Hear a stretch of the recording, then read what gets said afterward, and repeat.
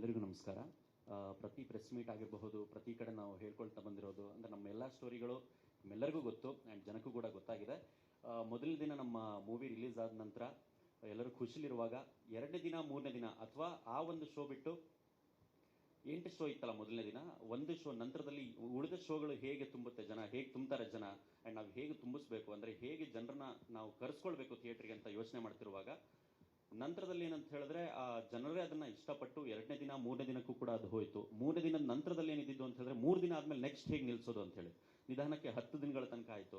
2ನೇ ವೀಕು 3ನೇ ವೀಕು ಹಾಗೆ ಇಲ್ಲಿ ತನಕ ಬಂದು ಈಗ 50ನೇ ದಿನ ಕೂಡ ದಾಟಿದ್ದೀವಿ. ಇದೆಲ್ಲದಕ್ಕೂ ಕಾರಣೀಭೂತರಾದಂಥ ಇಡೀ ತಂಡ ಇರಬಹುದು, ಹಾಗೆ ಮಾಧ್ಯಮ ಮಿತ್ರ ಇರ್ಬೋದು, ಹಾಗೆ ನಮ್ಮ ಫ್ಯಾಮಿಲಿ ಆ್ಯಂಡ್ ಫ್ರೆಂಡ್ಸ್ ಇರ್ಬೋದು, ಪ್ರತಿಯೊಬ್ಬರಿಗೂ ಧನ್ಯವಾದಗಳನ್ನ ಹೇಳ್ತಾ ನನ್ನ 2 ಮಾತುಗಳನ್ನು ಮುಗಿಸ್ತೀನಿ. Thank you so much. The journey was so beautiful. Thank you. ಇದರದ್ದು ನಮ್ಮ ಮೇನ್ ಥೀಮ್ ಆ್ಯಂಡ್ ಸಿಗ್ನೇಚರ್ ಆಗಿರುವಂಥ ಆಡಿಬಾಯನ ಕಂದ ನಿಮ್ಮೆಲ್ಲರಿಗೋಸ್ಕರ ಆ್ಯಂಡ್ ನಮ್ಮ ಇಡೀ ತಂಡಕ್ಕೋಸ್ಕರ ಅರ್ಪಣೆ.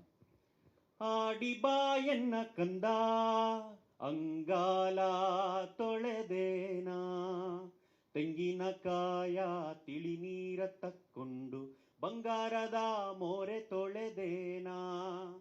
ಆಡಿಬಾಯನ್ನ ಕಂದ ಅಂಗಾಲ ತೊಳೆದೇನಾ, ತೆಂಗಿನಕಾಯ ತಿಳಿ ನೀರ ತಕ್ಕೊಂಡು ಬಂಗಾರದ ಮೋರೆ ತೊಳೆದೇನಾ. Thank you. ಸಂಪೂರ್ಣ ಬ್ಲಿಂಕ್ ತಂಡಕ್ಕೆ ಶುಭಾಶಯಗಳನ್ನು ಕೋರೋದಕ್ಕೆ ಇಷ್ಟಪಡ್ತೀನಿ. ಬಹುಶಃ RCB ಗೆಲುವು ಎಷ್ಟು ಖುಷಿ ಕೊಟ್ಟಿದೆ ಅಷ್ಟೇ ಗೆಲುವು ಬ್ಲಿಂಕ್ ಚಿತ್ರ ಕೊಡ್ತಾ ಇದೆ. ಯಾಕಂದರೆ RCB ಗೆಲುವಿಗಾಗಿ ನಾವು ಎಷ್ಟು ಕಾಯ್ತಾ ಇದ್ವಿ ಅಷ್ಟೇ ಅಂತಹ ಒಂದು ಗೆಲುವಿಗಾಗಿ ಸಂಪೂರ್ಣ ಚಿತ್ರರಂಗ ಕಾಯ್ತಾ ಇತ್ತು. ಸೊ ಬ್ಲಿಂಕ್ ರಿಲೀಸ್ ಆದಂಥ ಸಂದರ್ಭ ನಮಗೆಲ್ಲ ಗೊತ್ತಿದೆ. ಒಂದೊಂದು ವಾರ 10-12 ಸಿನಿಮಾಗಳು ಬಂದಂಥ ಒಂದು ಸಮಯದಲ್ಲಿ ಆ ಸಿನಿಮಾವನ್ನು ನಿಲ್ಲಿಸ್ಕೊಂಡ್ರಲ್ಲ. ಅದರಲ್ಲಿ ಒಂದಿಷ್ಟು ಸಿನಿಮಾಗಳು ಒಳ್ಳೆ ಸಿನಿಮಾಗಳು ಬಂದಿತ್ತು, ಬಟ್ ಕಾರಣಾಂತರಗಳಿಂದ ಥಿಯೇಟ್ರಿಕಲ್ ಆಗಿರ್ಬೋದು ನಿಲ್ಲಿಸ್ಕೊಳ್ಳೋಕ್ಕಾಗಲಿಲ್ಲ ಸಿನಿಮಾಗಳನ್ನ. ಬಟ್ ರವಿಚಂದ್ರ ಅವರ ಒಂದು ಪ್ಯಾಷನ್ ಏನಿದೆ, ನಾವು ಯೂಶ್ವಲಿ ಸಿನಿಮಾ ರಂಗದಲ್ಲಿ ನೋಡ್ತೀವಿ IT ಇಂದ ಬಂದಂಥ ನಿರ್ದೇಶಕರಾಗಿರ್ಬೋದು, ಸಂಗೀತ ನಿರ್ದೇಶಕರು, ನಮ್ಮ ಥರ ರೈಟರ್ಸ್ ತುಂಬ ಜನ ಇದ್ದಾರೆ. ಬಟ್ ನಿರ್ಮಾಪಕರು ಜಾಬ್ ಬಿಟ್ಟು ಮನೆಯವ್ರನ್ನೆಲ್ಲ ಎದುರು ಹಾಕ್ಕೊಂಡು ಬಂದಿರೋದು ತುಂಬ ವಿರಳ. ಅವರೆಲ್ಲರಿಗೂ ಕೂಡ ಅಂದರೆ ಒಬ್ಬ ಪ್ಯಾಷನ್ ಇರೋರು ಸಿನಿಮಾ ರಂಗದಲ್ಲಿ ಬಂದು ಏನಾದರೂ ಸಾಧನೆ ಮಾಡ್ಬೋದು ಅನ್ನೋದನ್ನು ತೋರಿಸ್ಕೊಟ್ಟು ಅವರೆಲ್ಲರಿಗೂ ಒಂದು ಸ್ಫೂರ್ತಿಯ ದಾರಿಯಾಗಿದ್ದು ರವಿಚಂದ್ರ ಅವರು. ಅವರೊಂದು ಪ್ರೆಸ್ ಮೀಟಲ್ಲಿ ಹೇಳಿದರು, ತುಂಬ ಭಾವುಕರಾಗಿ ಹೇಳಿದರು, ನಿಮಗೆ ನೆನಪಿದ್ರೆ, ಅಪ್ಪ ಅಮ್ಮ ನಾನು ನಿಮ್ಮ ಮಾತುಗಳನ್ನು ಮೀರಿ ಸಿನಿಮಾ ರಂಗಕ್ಕೆ ಬಂದಿದ್ದೀನಿ, ಖಂಡಿತವಾಗ್ಲೂ ನಿಮಗೆ ನಿರಾಸೆ ಮಾಡಲ್ಲ, ನಿಮ್ಗೆ ಹೆಮ್ಮೆ ಪಡುವಂಥ ಸಿನಿಮಾ ನಾನು ಮಾಡ್ತೀನಿ ಅಂತ ಒಂದು ಹೇಳಿದರು. ಬಹುಶಃ ಆ ಮಾತನ್ನು ಉಳಿಸ್ಕೊಂಡಿದ್ದಾರೆ. So congratulation sir. ಹಾಗೆ ರೈಟ್ ಟೈಮಲ್ಲಿ ಒಬ್ಬ ರೈಟ್ ಡೈರೆಕ್ಟರ್ ಶ್ರೀನಿಧಿ ನಮ್ಮ ಚಿತ್ರರಂಗಕ್ಕೆ ಬಂದಿದ್ದಾರೆ. ಅವರಿಂದ ಇನ್ನಷ್ಟು ಅದ್ಭುತವಾದಂಥ ಸಿನಿಮಾಗಳು ಬರಲಿ. ಹಾಗೆ ಇನ್ನೂ ಕರ್ನಾಟಕದಲ್ಲಿ ಇನ್ನೂ ಬ್ಲಿಂಕ್ ಸಿನಿಮಾ ನೋಡದಿರೋರು ಇದ್ದಾರೆ, ಹಳ್ಳಿಯವರಾಗಿರ್ಬೋದು, ಅವರೆಲ್ಲರಿಗೂ ಇಷ್ಟ ಆಗುವಂಥ ಸಬ್ಜೆಕ್ಟ್. ಹಾಗಾಗಿ ಯಾರ್ಯಾರು ನೋಡಿಲ್ಲ ಪ್ರೈಮಲ್ಲಿ ಲಭ್ಯ ಇದೆ, ಈ ಸಿನಿಮಾವನ್ನು ನೋಡಿ ಹರಿಸಿ ಹಾರೈಸಿ ಅಂತ ಹೇಳೋದಕ್ಕೆ ಇಷ್ಟಪಡ್ತೀನಿ. ಹಾಗೆ ವಿಶೇಷ ಧನ್ಯವಾದ ಮತ್ತು ಶುಭಾಶಯಗಳು ದೀಕ್ಷಿತ್ ಸರ್ಗೆ, ಹಾಗೆ ಸಂಪೂರ್ಣ ಚಿತ್ರತಂಡಕ್ಕೆ ಮತ್ತು ಪ್ರಸನ್ನ ಕುಮಾರ್ ಅವರಿಗೆ. ಮತ್ತು ಈ ಸಿನಿಮಾದಲ್ಲಿ ಎಡಿಟರ್ ಆಗಿರ್ಬೋದು ತುಂಬ ಜನ ಇದ್ದಾರೆ, ದೇ ವೆರಿ ಪ್ಯಾಷನೇಟ್ ಮತ್ತು ರಂಗಭೂಮಿಯ ಒಂದು ಕಲಾವಿದರು. ಸೊ ಅವರೆಲ್ಲರಿಗೂ ಮುಂದಿನ ದಿನಗಳಲ್ಲಿ ಈ ಸಿನಿಮಾ ಒಂದು ದಾರಿದೀಪವಾಗಲಿ ಅಂತ ಹಾರೈಸ್ತಾ ನಮಸ್ಕಾರ. ಮೊದಲನೇದಾಗಿ ಎಲ್ರಿಗೂ ನಮಸ್ಕಾರ. ಎಲ್ಲ ಹಿರಿಯರಿಗೂ, ಪ್ರಿಂಟ್ ಮೀಡಿಯಾ, ಡಿಜಿಟಲ್ ಮೀಡಿಯಾ ಎಲ್ರಿಗೂ ನಮಸ್ಕಾರ. ಬಹಳ ಖುಷಿ ಆಗ್ತಾ ಇದೆ. 50 ದಿನಗಳು ಪ್ರಾಬಬ್ಲಿ ಎಷ್ಟೋ ವರ್ಷಗಳ ನಂತರ ಒಂದು ಹೊಸ ತಂಡ 50 ದಿನಗಳ ಕಾಲ ಥಿಯೇಟ್ರಲ್ಲಿ ಸಿನಿಮಾನ ಉಳಿಸ್ಕೊಂಡಿರೋದು ಆರ್ಗ್ಯಾನಿಕ್ ಆಗಿ. ಸೊ ಬಹಳ ಖುಷಿ ಇದೆ. ಆ್ಯಂಡ್ ನಮಗೆ ನಂಬೋದಕ್ಕೆ ಆಗ್ತಾ ಇಲ್ಲ, ಇನ್ನೂ ನಾವೇ ಟರ್ಮ್ಸ್ ಬಂದಿಲ್ಲ, ಓಕೆ 50 ದಿನ ನಮ್ಮ ಸಿನಿಮಾ ಮುಗಿಸಿದೀವ ಅಂತ. ಯಾಕಂದರೆ ಮೊದಲನೇ ದಿನದಿಂದ ಇವತ್ತುವರೆಗೂ ಬಹಳ ಸ್ಟ್ರಗಲ್ ಇತ್ತು, ಬಹಳ ಹೋರಾಟ ಇತ್ತು. ನಿಮ್ಗೆಲ್ರಿಗೂ ಗೊತ್ತಿರೋ ವಿಚಾರನ 25ನೇ ದಿನದ ಸಕ್ಸಸ್ ಮೀಟಲ್ಲೇ ನಾವು ಹೇಳಿದ್ವಿ, ಸಿನಿಮಾ ಬಹಳ ಕಷ್ಟವಾಯಿತು, 8 ಸ್ಕ್ರೀನಿಂದ 80 ಸ್ಕ್ರೀನಿಗೆ ಹೋಯಿತು, ಅದು ಇದು ಅಂತ. 25 ದಿನ ಕಳೆದ ಮೇಲೆ ಮತ್ತೆ ಸ್ಕ್ರೀನ್ಸ್ಗಳು ಬೇಕು, ಇನ್ನೂ ತುಂಬ ಜನ ಎನ್ಕ್ವೈರಿ ಮಾಡ್ತಾ ಇದ್ದಾರೆ ಅಂತ ಹೇಳಿದಾಗ ಮತ್ತೆ ಸುಮಾರು ಜನ ಹೇಳಿದ್ದು, ಸಿನಿಮಾ 25 ದಿನ ಓಡಿದೆಯಲ್ಲ ಬಿಡ್ರಪ್ಪ ಸಾಕು, ಇನ್ನೆಷ್ಟು ದಿನ ಇಟ್ಕೋತೀರ ಅಂತ ಅಂತಿದ್ರು. ಅವತ್ತು ನನಗನ್ಸಿದ್ದು, ನಾವಾಗಲಿ ಹೇಳಿದವರಾಗಲಿ ಯಾರು ಎಂಡ್ ಆಫ್ ದ ಡೇ ನಾವ್ಯಾರು ಡಿಸೈಡ್ ಮಾಡೋದಕ್ಕೆ, ಎಂಡ್ ಆಫ್ ದ ಡೇ ಜನ ಡಿಸೈಡ್ ಮಾಡಬೇಕು ಯಾವ ಸಿನಿಮಾ ಎಷ್ಟು ದಿನ ಥಿಯೇಟ್ರಲ್ಲಿ ಇರಬೇಕು ಅಂತ. ಪ್ರಾಬಬ್ಲಿ ಬಿಗಿನಿಂಗ್ ಅಹಂಕಾರ ಅಲ್ಲ, ಬಟ್ ಬಿಗಿನಿಂಗ್ ವೀಕಲ್ಲಿ ನಮಗೆ ಸಾಕಷ್ಟು ಜನ ಹೇಳಿದರು, ನಾವೇ ಥಿಯೇಟ್ರಲ್ಲೇನೋ ಕರ್ಕೊಂಡ್ಬಂದು ತುಂಬಿಸ್ತಾ ಇದ್ದೀವಿ, ನಾವೇ ಥಿಯೇಟ್ರನ್ನ ಫಿಲ್ ಮಾಡ್ತಾ ಇದ್ದೀವಿ ಅಂತ. ಹಾಗೆ ಹೇಳಿದವ್ರಿಗೆಲ್ಲ ಮೋಸ್ಟ್ಲಿ ಉತ್ತರ ಈ 50 ದಿನ. ಸೊ ನಾನು 50 ದಿನ ಕರ್ಕೊಂಬಂದು ಯಾರನ್ನೂ ಕೂರ್ಸೋಕ್ಕಾಗಲ್ಲ. ಈ ಸಂದರ್ಭದಲ್ಲಿ ಪ್ರಾಬಬ್ಲಿ ಇದು ಬ್ಲಿಂಕ್ ತಂಡಕ್ಕೆ ಥ್ಯಾಂಕ್ಸ್ ಹೇಳೋಕ್ಕೆ ಸಿಗೋ ಕೊನೆಯ ಅವಕಾಶ ಅಂತ ಅನಿಸುತ್ತೆ. ಸೊ ಈ ಸಂದರ್ಭದಲ್ಲಿ right from my director Srinidhi Bengaluru, ಅವನು ಇವತ್ತಿಲ್ಲ. ಬಹಳ ಬೇಜಾರಾಯಿತು ನನಗೆ. ಇಲ್ಲಿ ಬಂದಮೇಲೆ ಗೊತ್ತಾಯಿತು ಅವ್ರಿಗೆ ಹುಷಾರಿಲ್ಲ ಅಂತ. ನಾನು ಹೈದರಾಬಾದಿಂದ ಬಂದೆ, ಸೊ ಗೊತ್ತಾಗಲಿಲ್ಲ ಅವ್ರಿಗೆ ಹುಷಾರಿಲ್ಲದಿದ್ದು ನನಗೆ. ನಿಧಿ, ಥ್ಯಾಂಕ್ ಯು ವೆರಿ ಮಚ್ ಬ್ಲಿಂಕನ್ನು ನನಗೆ ಕೊಟ್ಟಿದ್ದಕ್ಕೆ, ಆ್ಯಂಡ್ ನನ್ನನ್ನು ಅಪೂರ್ವನನ್ನಾಗಿ ಮಾಡಿದ್ದಕ್ಕೆ ಮತ್ತು ಜನರ ಕಣ್ಣಲ್ಲಿ ನನ್ನ ಅಪ್ಪುವಾಗಿ ಕಾಣಿಸ್ಕೊಳ್ಳೋಂಥ ಅವಕಾಶ ಕೊಟ್ಟಿದ್ದಕ್ಕೆ. So Srinidhi, thank you very very much. And ನಮ್ಮ ನಿರ್ಮಾಪಕರು ರವಿಚಂದ್ರ ಅವರು, thank you sir, thank you for giving me Blink. And ಮೊದಲನೇ ದಿನದಿಂದ ಸ್ವಲ್ಪ ಹೆಚ್ಚು ಕಾಲಾವಕಾಶ ತಗೋತೀನಿ, ಕ್ಷಮೆ ಇರಲಿ. ಮೊದಲನೇ ದಿನದಿಂದ ನಿರ್ಮಾಪಕರು ಬಂದು ನನ್ನ ಭೇಟಿಯಾಗಿ ಸಿನಿಮಾ ಮಾಡೋದಕ್ಕೆ ನಾವು ಶುರು ಮಾಡಿದಾಗ right from the day one ನನ್ನ ತಲೆಯಲ್ಲಿ ಇದ್ದಿದ್ದು ಒಂದೇ, ಯಾರೋ ಒಬ್ಬರು ಎಲ್ಲವನ್ನು ಬಿಟ್ಟು ಸಿನಿಮಾವನ್ನು ನಂಬಿ ಇಲ್ಲಿಗೆ ಬಂದಾಗ ನನ್ನ ಜರ್ನಿ ಕೂಡ ನನಗೆ ಭಾಳ ನೆನಪಾಗಿತ್ತು. ಆ್ಯಂಡ್ ನನ್ನ ತಲೆಯಲ್ಲಿ ಆವತ್ತಿಂದ ಇದ್ದಿದ್ದು ನಿರ್ಮಾಪಕರಿಗೆ ಹಾಕಿರುವಂಥ ದುಡ್ಡು ವಾಪಸ್ ಬರಬೇಕು, ಅವ್ರು ಮತ್ತೆ ಇನ್ನೊಂದು ಸಿನಿಮಾ ಮಾಡಬೇಕು, ಇಷ್ಟೇ ನನ್ನ ತಲೆಯಲ್ಲಿ ಇದ್ದಿದ್ದು. ಸಿನಿಮಾ ರಿಲೀಸ್ ಆದಾಗಲೂ ನನ್ನ ಸಿನಿಮಾ ಅಷ್ಟು ಕೋಟಿ ಮಾಡಬೇಕು, ಇಷ್ಟು ಕೋಟಿ ಮಾಡಬೇಕು, ಹಾಗಾಗಬೇಕು ಅನ್ನೋದಕ್ಕಿಂತ ಹೆಚ್ಚಾಗಿ ನನ್ನ ತಲೆಯಲ್ಲಿ ಇದ್ದಿದ್ದು ನಿರ್ಮಾಪಕರು ಒಂದಿಷ್ಟು ಇನ್ವೆಸ್ಟ್ ಮಾಡಿದ್ದಾರೆ, ಆ ಇನ್ವೆಸ್ಟ್ಮೆಂಟಿಗೆ ನನಗೊಂದು ಕರ್ತವ್ಯ ಇದೆ, ರೆಸ್ಪಾನ್ಸಿಬಿಲಿಟಿ ಇದೆ, ಸಿನಿಮಾನ ನಿಲ್ಲಿಸ್ಕೋಬೇಕು. ಅದಕ್ಕೆ ಏನೇ ಆದರೂ ಸಿನಿಮಾ ರಿಲೀಸ್ ಆದಮೇಲೆ ಎಷ್ಟು ಯಾವುದೇ ಹಂತಕ್ಕೆ ಆದ್ರೂ ಸಿನಿಮಾ ಜೊತೆ ನಿಂತು ಭರವಸೆ ಅವರು ಕೊಡಬೇಕು ಅಂತ.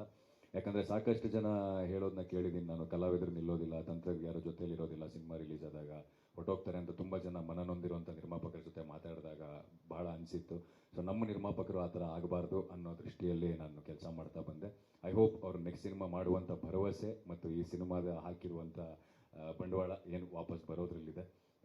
ಸೊ ಖುಷಿಯಾಗಿದ್ದೀರಾ ಅಂತ ನಾನು ಭಾವಿಸಿದ್ದೀನಿ. And thank you music director. ಇವತ್ತು ನಮ್ಮ ಇಡೀ ಸಿನಿಮಾ ಇವತ್ತು ಇಷ್ಟರ ಮಟ್ಟಿಗೆ ಸದ್ದು ಮಾಡ್ತಾ ಇದೆ. ಆ್ಯಂಡ್ ಸಿನಿಮಾ ಇಷ್ಟು ಜನಕ್ಕೆ ಇಷ್ಟವಾಗಿದೆ ಅಂದರೆ ಅದಕ್ಕೆ ಮ್ಯೂಸಿಕ್ ಕೂಡ one of the main reasons. So ನಮ್ಮ ಪ್ರಸನ್ನ ಅವರು ಹಗಲು ರಾತ್ರಿ ಕೆಲಸ ಮಾಡಿದ್ದಾರೆ. ಯಾವ ರೀತಿಯಲ್ಲಿ ಅಂದರೆ ಯಾವುದೇ ಥರದ ಈಗೋಗಳಿಲ್ಲದೆ ಸಿನಿಮಾನ ನಾವು 10 ಸತಿ ನೋಡಿದಾಗ್ಲೂ ನಿರ್ದೇಶಕರಿಗೇನೋ ಒಂದು ಈ ಚೇಂಜಸ್ ಬೇಕು ಅಂತ ಅನಿಸ್ಬೋದು, ಅಥವಾ ನನಗೇನೋ ಈ ಚೇಂಜಸ್ ಬೇಕು ಅಂತ ಅನ್ನಿಸ್ಬೋದು, ನಿರ್ಮಾಪಕರಿಗೇನೋ ಚೇಂಜಸ್ ಬೇಕು ಅಂತ ಅನ್ನಿಸ್ಬೋದು. ಯಾರು ಆ ಚೇಂಜಸ್ ಹೇಳ್ತಿದ್ದಾರೆ ಅನ್ನೋದಕ್ಕಿಂತ ಹೆಚ್ಚಾಗಿ ಯಾಕೆ ಆ ಚೇಂಜಸ್ ಹೇಳ್ತಿದ್ದಾರೆ ಅನ್ನೋದ್ರ ಬಗ್ಗೆ ಜಾಸ್ತಿ ಯೋಚನೆ ಮಾಡ್ತಾ ಇದ್ರು. ಪ್ರಾಬಬ್ಲಿ ಅದಕ್ಕೋಸ್ಕರ ಇವತ್ತು ಸಿನಿಮಾ ಈ ರೀತಿಯಾಗಿದೆ. Thank you Prasanna sir, thank you very much. And ನಮ್ಮ DOP ಅವಿನಾಶ್ ಸರ್ ಅಲ್ಲಿ ಕೂತಿದ್ದಾರೆ. ನಮ್ಮ ಇಡೀ ಸಿನಿಮಾ ಆಗಲೇ ಹೇಳಿದಾಗೆ ಒಂದು ಬಜೆಟ್ ಅಲ್ಲಿ ಮಾಡಬೇಕಾಗಿತ್ತು. ನಮ್ಮ ತಲೆಯಲ್ಲಿ ಇಲ್ಲಿ ಏನೇನೋ ಇಮ್ಯಾಜಿನೇಷನ್ ಇರುತ್ತೆ. ಅಂದರೆ ನನಗೆ ಯಾರೊಬ್ಬರು ನಿರ್ದೇಶಕರ ಜೊತೆ ಮಾತಾಡಬೇಕಾದ್ರೆ ಅವ್ರು ಹೇಳಿದರು, ಸಮುದ್ರದ ಮುಂದೆ ಹೀರೋ ನಿಂತಿರ್ತಾನೆ, ಒಂದು ದೊಡ್ಡ ಅಲೆ ಬರುತ್ತೆ, ಆ ಅಲೆನ ಎಗರಿ ಮತ್ತೆ ವಾಪಸ್ಸೇನೋ ಮೆಟ್ಟಿ ನಿಲ್ತಾನೆ ಅಂತ ಬರ್ಕೊಂಬಿಡೋದು ಭಾಳ ಈಸಿ, ಬಟ್ ಅದನ್ನು ಸ್ಕ್ರೀನ್ ಮೇಲೆ ತರೋದು ಬಹಳ ಕಷ್ಟ ಅದನ್ನು ಅಂತ. ಬಟ್ ನಿರ್ದೇಶಕರಾಗಿರ್ಬೋದು, ನಿರ್ದೇಶಕರ ತಲೆಯಲ್ಲಿದ್ದಂಥ ಇಮ್ಯಾಜಿನೇಷನ್ನ ಅಥವಾ ನಾನು ಸ್ಕ್ರಿಪ್ಟ್ ಓದಿದಾಗ ನನ್ನಲ್ಲಿ ಒಂದಿಷ್ಟು ಆದಂಥ ಇಮ್ಯಾಜಿನೇಷನ್ನ ಅದನ್ನು ಅಷ್ಟೇ ಅದ್ಭುತವಾಗಿ ಸ್ಕ್ರೀನ್ ಮೇಲೆ ತಂದಿದ್ದು ನಮ್ಮ ಅವಿನಾಶ್ ಸರ್ ಅವರು. Thank you Avinash sir, thank you very very much. And ನಮ್ಮ ಎಡಿಟರ್ ಸಂಜೀವ್ ಜಾಗೀರ್ದಾರ್, ಮೂರ್ತಿ ಚಿಕ್ಕದಾದರೂ ಕೀರ್ತಿ ದೊಡ್ಡದು ಅನ್ನೋ ಹಾಗೆ ಅವನು ತುಂಬ ಮಾತಾಡೋದಿಲ್ಲ, ಬಟ್ ಕೆಲಸ ಜಾಸ್ತಿ ಮಾಡ್ತಾನೆ ಆ್ಯಂಡ್ ಕೆಲಸ ಮಾಡ್ತಾನೆ ಇರ್ತಾನೆ. ಆ್ಯಂಡ್ ನನಗೆ ಅವನಲ್ಲಿ ಬಹಳ ಇಷ್ಟ ಆಗೋದು ಹಸಿವು. ಯಾವುದೇ ಥರದ ದೊಡ್ಡ ದೊಡ್ಡ ಫಿಲ್ಮ್ ಸ್ಕೂಲ್ಗಳಿಗೆ ಹೋಗದೆ ಅಲ್ಲಿ ಎಡಿಟಿಂಗ್ಗಳನ್ನ ಕಲಿದೆ, ಯೂಟ್ಯೂಬಲ್ಲೇ ಅದನ್ನು ಏನನ್ನೇ ಆಗಲಿ ಅವನು ಸಿಂಪಲ್ 2D ಗ್ರಾಫಿಕ್ಸ್ ಕೂಡ ಮಾಡೋದಕ್ಕೆ ಶುರು ಮಾಡಿಬಿಟ್ಟಿದ್ದೆ ಯೂಟ್ಯೂಬಲ್ಲಿ ನೋಡ್ಕೊಂಡು. ಅಂದರೆ ನಾವು VFX ರೆಫರೆನ್ಸ್ ಕೊಡೋದಕ್ಕೆ ನಮ್ಗೆ ಇನ್ನೊಬ್ಬರ ಹತ್ರ ಹೋಗೋ ಅವಶ್ಯಕತೆ ಇರಲಿಲ್ಲ. ಅವರೇ ರೆಫರೆನ್ಸ್ ನಮ್ಗೆ ಹೀಗಿಗೆ ಬೇಕು ಅಂತ ಅದನ್ನು ನೋಡಿ ಕಲಿತು ಇನ್ನೊಬ್ಬರಿಗೆ ಇದು ಮಾಡೋರು. ಸೊ ಐ ಥಿಂಕ್ ಆ ಹಸಿವು ಬಹಳ ಮುಖ್ಯ. ಆ ಹಸಿವೆ ಅವ್ರನ್ನ ಇವತ್ತು ಇಲ್ಲಿವರೆಗೂ ಕರ್ಕೊಂಡು ಬಂದಿರೋದು. ಆ್ಯಂಡ್ ಇನ್ನೊಬ್ಬರು ಎಡಿಟರ್ ಹೇಳ್ತಾ ಇದ್ರು, ಅವ್ರು ಕೆಲಸ ಮಾಡಿದ್ರು ಒಂದು ಸಿನಿಮಾದಲ್ಲಿ, ನನ್ನ ಸಿನಿಮಾ ಇನ್ನೊಂದು ಸಿನಿಮಾದಲ್ಲಿ. ಅವ್ರ ಹತ್ರ ಯಾವಾಗಲೂ ತಲೆ ತಿನ್ನೋರಂತೆ, ಸರ್ ಇದ್ಯಾಕೆ ಹಿಂಗೆ ಕಟ್ ಮಾಡ್ತೀರಾ, ಸರ್ ಇದ್ಯಾಕೆ ಹಿಂಗೆ ಮಾಡ್ತೀರಾ, ಸರ್ ಇದನ್ನ ಯಾಕೆ ಹಿಂಗೆ ಇಲ್ಲಿಂದ ತೊಗೊಂಬರ್ತೀರಾ ಅಂತ. ಸೊ ಐ ಥಿಂಕ್ ಆ ಹಸಿವು ಅವ್ರನ್ನ ಇಲ್ಲಿವರೆಗೂ ಕರ್ಕೊಂಡ್ಬಂದಿದೆ, ಆ್ಯಂಡ್ ಮುಂದಕ್ಕೂ ಬಹಳ ಎತ್ತರ ಕರ್ಕೊಂಡು ಹೋಗುತ್ತೆ ಅಂತ ನನಗೆ ಅನಿಸುತ್ತೆ. ಥ್ಯಾಂಕ್ ಯು ಸಂಜೀವ್ ಅವರೇ, ನಮ್ಮ ಸಿನಿಮಾನ ಎಡಿಟ್ ಮಾಡೋದಕ್ಕೆ ಒಪ್ಕೊಂಡಿದ್ದಕ್ಕೆ. ಆ್ಯಂಡ್ ಎಲ್ಲ direction department team, Jeevan, Tejas, Bharath, ಆಮೇಲೆ ಮನೋಜ್, ವೀರೇಶ್, ನಾಗ, ಬಾಲಿ, ಸೊ ಎಲ್ಲರೂ ತಮ್ಮ ಸಿನಿಮಾ ಅಂದ್ಕೊಂಡು ಕೆಲಸ ಮಾಡಿದ್ದಾರೆ. ಹಗಲು ರಾತ್ರಿ ಕಷ್ಟಪಟ್ಟಿದ್ದಾರೆ ಈ ಸಿನಿಮಾಗೋಸ್ಕರ. ಆ್ಯಂಡ್ ನಿರ್ದೇಶಕರ ಜೊತೆಯಾಗಿ ನಿಂತಿದ್ದಾರೆ. ಎಷ್ಟೋ ದಿನ ಎಲ್ಲರೂ ಹೇಳ್ತೀವಿ, ಬಟ್ ಎಷ್ಟೋ ದಿನ ಊಟದ ಟೈಮಿಂಗ್ಸ್ ಇಲ್ಲ, ಕೆಲವು ದಿನ ಊಟನೂ ಇಲ್ಲ. ಸೊ ಆ ರೀತಿ ಕೆಲಸ ಮಾಡ್ಕೊಂಡಿದ್ದಕ್ಕೇ ಇವತ್ತು ಈ ಸಿನಿಮಾ ಇಲ್ಲಿವರೆಗೂ ಬರೋದಕ್ಕೆ ಸಾಧ್ಯವಾಗಿದ್ದು. And I wish you all the very best. ನಿಮ್ಮೆಲ್ರಿಗೂ ಒಳ್ಳೆಯದಾಗಲಿ. ಆ್ಯಂಡ್ ಡೆಫಿನೆಟ್ ಡೆಫಿನೆಟ್ಲಿ ಯಾರಿಗೆ ಹಸಿವಿರುತ್ತೆ ಅವರು ಬೆಳೆದೇ ಬೆಳೀತಾರೆ ಅನ್ನೋದು ನಾನು ತುಂಬ ನಂಬಿರುವಂಥ ವಿಷಯ. ಸೊ ಐ ಥಿಂಕ್ ನೀವೇನೇನು ಅಂದ್ಕೊಂಡಿದ್ರೆ ಅದು ಡೆಫಿನೆಟ್ಲಿ ಸಾಧ್ಯವಾಗುತ್ತೆ. I wish you all the very best. ಎಲ್ರಿಗೂ ಒಳ್ಳೆಯದಾಗಲಿ ಆ್ಯಂಡ್ ಥ್ಯಾಂಕ್ ಯು ನಮ್ಮ ಸಿನಿಮಾಗೆ ಇಷ್ಟು ಸಪೋರ್ಟ್ ಮಾಡಿದ್ದಕ್ಕೆ. ಆ್ಯಂಡ್ ಕುನಾಲ್ ಸರ್ ಡಿಸ್ಟ್ರಿಬ್ಯೂಟರ್ಸ್, ನಿರ್ಮಾಪಕರು ಅವರೇ ಡಿಸ್ಟ್ರಿಬ್ಯೂಟ್ ಮಾಡ್ತೀನಿ ನಾನು ಅಂತ ಇದು ತಗೊಂಡಾಗ, ಒಂದು ಧೈರ್ಯ, ಒಂದು ಡಿಸಿಷನ್ನ ತಗೊಂಡಾಗ ಅವ್ರ ಜೊತೆ ನಿಂತು ಅವ್ರಿಗೆ ಗೈಡ್ ಮಾಡಿದಂಥವ್ರು Kunal sir. So thank you sir, thank you very very much for being with us. And ನಮಗೆ ಇಂಡಸ್ಟ್ರಿಯಲ್ಲಿ ನಮ್ಮ ಸಿನಿಮಾ ಪರ ಧ್ವನಿ ಎತ್ತಿದಂಥ celebrities, right from Jagannath sir ನಮ್ಮ ಜೊತೆ ಮೊದಲನೇ ದಿನದಿಂದನೂ ನಮ್ಮ ಜೊತೆಯಲ್ಲಿದ್ದರು, ನಮ್ಮನ್ನು ಗೈಡ್ ಮಾಡ್ತಾಯಿದ್ರು. ಆ್ಯಂಡ್ ಶಿವಣ್ಣ ಸರ್ ಟ್ವಿಟರಲ್ಲಿ ಅವರು ಟ್ವೀಟ್ ಮಾಡಿದ್ದಾಗಿರ್ಬೋದು, ಆ್ಯಂಡ್ ಸಿಂಪಲ್ ಸುನಿ ಸರ್ ಆಗಿರ್ಬೋದು, ಅನೀಶ್ ಸರ್ ಆಗಿರ್ಬೋದು, ಮನೆಗೆ ಹೋಗಿ ಒಂದು ದೊಡ್ಡ ವಿಡಿಯೋವನ್ನು ಮಾಡಿ ಅವರು ವೈಯಕ್ತಿಕವಾಗಿ ಅವರು ಮಾಡಿದಂಥ ಸಪೋರ್ಟ್ ಆಗಿರ್ಬೋದು. ಇವರೆಲ್ಲರಿಗೂ ಈ ವೇದಿಕೆ ಮೂಲಕ ನಾನು ಧನ್ಯವಾದಗಳನ್ನ ಹೇಳೋದಕ್ಕೆ ಇಷ್ಟಪಡ್ತೀನಿ. ಇನ್ಯಾರನ್ನಾರು ಬಿಟ್ಟನ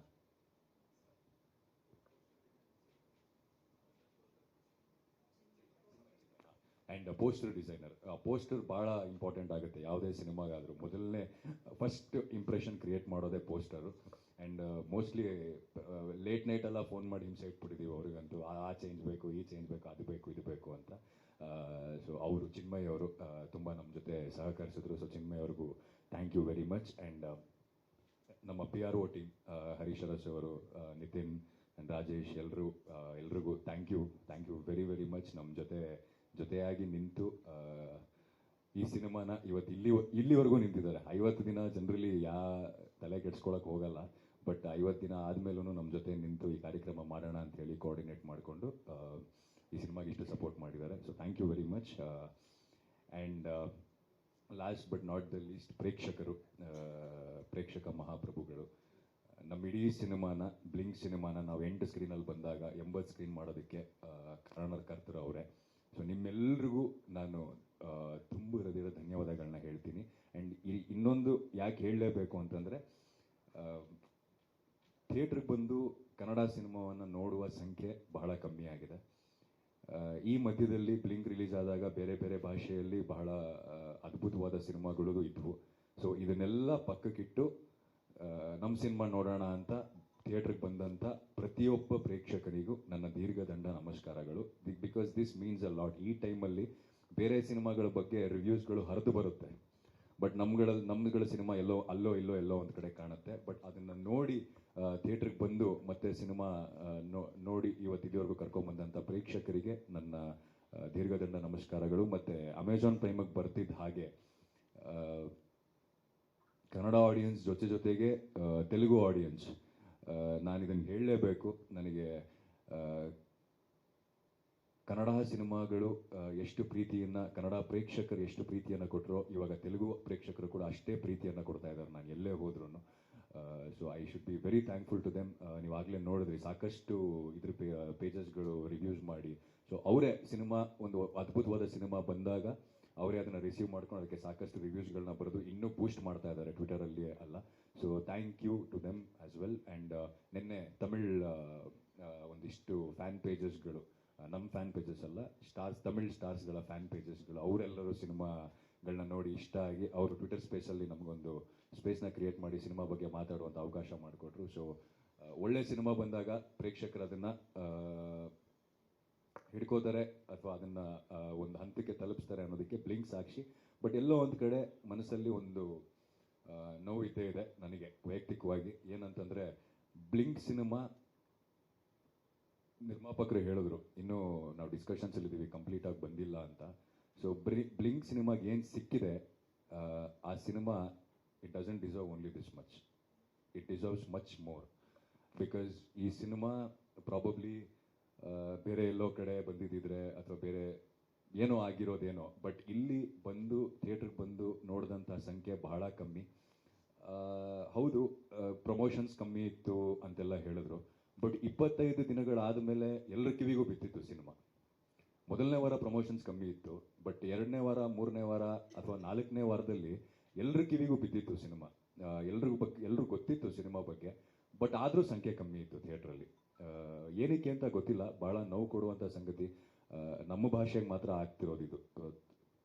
ಸೊ ಏನಕ್ಕೆ ಅಂತ ನನಗೆ ಗೊತ್ತಿಲ್ಲ. ಆ್ಯಂಡ್ ನಾನು ಈ ಪತ್ರಿಕಾಗೋಷ್ಠಿಯಲ್ಲಿ ಇವತ್ತು ಬರಬೇಕಾದ್ರೆ ಒಂದು ಮಾತು ಹೇಳೋಣ ಅಂತಲೇ ಬಂದೆ. ಯಾಕಂದರೆ ಈಗ ಮೊನ್ನೆ ಗ್ರೇ ಗೇಮ್ಸ್ ಸಿನಿಮಾ ಬಗ್ಗೆ ಕೂಡ ಭಾಳ ಒಳ್ಳೆ ರಿವ್ಯೂಸ್ ಕೇಳ್ಪಡ್ತಾ ಇದ್ದೀವಿ. ಬಟ್ ಗೊತ್ತಿಲ್ಲ ಹೇಗೆ ಹೋಗ್ತಾ ಇದೆ ನನಗೆ, ನಾನು ಇಲ್ಲಿಲ್ಲ. ಬಟ್ ಗೊತ್ತಿಲ್ಲ, ಸುಮಾರು ಸಿನಿಮಾಗಳು ನಾನು ನೋಡ್ತಿದ್ದಾಗ ಒಳ್ಳೊಳ್ಳೆ ಸಿನಿಮಾಗಳು, ಕೆಲವು ಸಿನಿಮಾಗಳು ನಿಂತ್ಕೊಳ್ಳೋದಕ್ಕೆ ಸಾಧ್ಯವಾಯಿತು, ಕೆಲವು ಸಿನಿಮಾಗಳು ಆಗಲಿಲ್ಲ. ಅಂದರೆ ನಿಲ್ಲಿಸ್ಕೋಬೇಕು ಅಂತಾರೆ, ಅದು ಹೇಗೆ ನಿಲ್ಲಿಸ್ಕೊಳಕ್ಕಾಗತ್ತೆ ನನಗೆ ಅರ್ಥ ಆಗಲ್ಲ. ಕೆಲವು ಸತಿ ಒಬ್ಬ ನಟ ಆಗಿರ್ಬೋದು, ಒಬ್ಬ ನಿರ್ದೇಶಕ ಆಗಿರ್ಬೋದು, ಅದು ಹೇಗೆ ಸಿನಿಮಾ ನಿಲ್ಸೋಕ್ಕಾಗುತ್ತೆ? ಸಿನಿಮಾ ನಿಂತ್ಕೋಬೇಕು, ಅದಕ್ಕೆ ಅದರದ್ದೇ ಆದ ಒಂದು ಸ್ಪೇಸ್ನ ಪ್ರಾಬಬ್ಲಿ ಎಲ್ಲರೂ ಸೇರಿ ಕ್ರಿಯೇಟ್ ಮಾಡಿಕೊಟ್ಟಾಗ ಆ ಸಿನಿಮಾ ನಿಲ್ಲುತ್ತೆ. ಆ ಸ್ಪೇಸೇ ಸಿಗ್ತಾ ಇಲ್ಲ ಇಲ್ಲಿ. ಪ್ರಾಬಬ್ಲಿ ಅದು 10, 12, 15 ಸಿನಿಮಾ ರಿಲೀಸ್ ಆಗ್ತಿರೋದಕ್ಕಾಗಿರ್ಬೋದು, ಅಥವಾ ನಮಗೆ ಸಿಗ್ತಾ ಇರುವಂಥ ಸ್ಕ್ರೀನ್ಸ್ ನಂಬರ್ಸ್ಗಳಾಗಿರ್ಬೋದು, ಪ್ರಾಬ್ಲಿ ಇದೆಲ್ಲವೂ ಕಾರಣ ಆಗ್ತಾ ಇದೆ. ಸೊ ಸ್ಪೇಸ್ ಸಿಗ್ತಾ ಇಲ್ಲ ನಮ್ಗೆ ಯಾವುದೇ ಒಳ್ಳೆ ಸಿನಿಮಾ ಬಂದು ಅಲ್ಲಿ ನಿಂತ್ಕೊಳ್ಳೋದಕ್ಕೆ. ಆ್ಯಂಡ್ ಭಾಳ ನೋವಾಗೋದೇನು ಅಂತಂದರೆ, ಬೇರೆ ಬೇರೆ ಭಾಷೆ ಸಿನಿಮಾಗಳ ಇದನ್ನು ನೋಡ್ತಾ ಇದ್ದೀನಿ. ಯಾಕಂದರೆ ಬೇರೆ ಬೇರೆ ಇಂಡಸ್ಟ್ರಿಲಿ ಕೆಲಸ ಮಾಡ್ತಾ ಇದ್ದೀನಿ. ಸೊ ಅಲ್ಲಿ ಸಿನಿಮಾ ಪ್ರಮೋಷನ್ಸ್ ಹೇಗಾಗುತ್ತೆ, ಅಲ್ಲಿನ ಸಿನಿಮಾಗಳು ಹೇಗೆ ನಡೆಯುತ್ತೆ ಅಂತ ನೋಡ್ತಾ ಇದ್ದೀನಿ. ಆ್ಯಂಡ್ ನಮ್ಮ ಸಿನಿಮಾಗಳು ಹೇಗಾಗ್ತಿದ್ದಾವೆ ಅನ್ನೋದನ್ನು ನೋಡ್ತಾ ಇದ್ದೀನಿ. ಪ್ರತಿ ಶುಕ್ರವಾರ ಸಿನಿಮಾ ರಿಲೀಸ್ ಆಗಬೇಕಾದ್ರೂ ಪ್ರತಿಯೊಬ್ಬ ನಿರ್ದೇಶಕರು, ಪ್ರತಿಯೊಬ್ಬ ನಿರ್ಮಾಪಕರು, ಅಥವಾ ಪ್ರತಿಯೊಂದು ಟೀಮಿನ ಪ್ರತಿಯೊಬ್ಬ ಸದಸ್ಯರು ದಯವಿಟ್ಟು ಚಿತ್ರಮಂದಿರಕ್ಕೆ ಬಂದು ಸಿನಿಮಾ ನೋಡಿ, ದಯವಿಟ್ಟು ಚಿತ್ರಮಂದಿರಕ್ಕೆ ಬಂದು ಸಿನಿಮಾ ನೋಡಿ ಅಂತ ಕೇಳ್ತಾನೆ ಇರ್ತಾರೆ. ಆ್ಯಂಡ್ ಬಟ್ ಬಂದು ನೋಡಿದ್ದಿದ್ರೆ ಪ್ರಾಬಬ್ಲಿ ಮುಂದಿನ ದಿನಗಳಲ್ಲಿ ಅದು ಕೇಳೋ ಅವಶ್ಯಕತೆ ಇರಲಿಲ್ಲ. ಬಟ್ 2-3 ವರ್ಷಗಳಿಂದ ಕೇಳ್ತಾನೆ ಇದ್ದಾರೆ ಜನ, ಬಂದು ಥಿಯೇಟ್ರಿಗೆ ಬಂದು ಸಿನಿಮಾ ನೋಡಿ, ಥಿಯೇಟ್ರಿಗೆ ಬಂದು ಸಿನಿಮಾ ನೋಡಿ ಅಂತ ಪ್ರತಿ ಟೀಮು. ಬಟ್ ನನಗಿಲ್ಲಿ ಇವತ್ತು ಏನೋ ಅನಿಸಿದ್ದೇನು ಅಂತಂದರೆ, ಇದು ಅಹಂಕಾರ ಅಲ್ಲ, ಬಟ್ ಎಲ್ಲೋ ಒಂದು ಕಡೆ ನನ್ನ ಕೆಲಸದ ಮೇಲಿರುವ ಕಾನ್ಫಿಡೆನ್ಸು. ಆ್ಯಂಡ್ ನನಗನ್ಸೋದು ಇನ್ನು ಮುಂದೆ ನಾನು ಥಿಯೇಟ್ರಿಗೆ ಬಂದು ಸಿನಿಮಾ ನೋಡಿ ಅಂತ ಯಾರನ್ನೂ ಕೇಳೋದಿಲ್ಲ. ಥಿಯೇಟ್ರಲ್ಲೇ ಬಂದು ನೋಡೋ ಅಂಥ ಸಿನಿಮಾನ ಮಾಡೋ ಕಡೆ ಜಾಸ್ತಿ ಗಮನ ಕೊಡ್ತೀನಿ.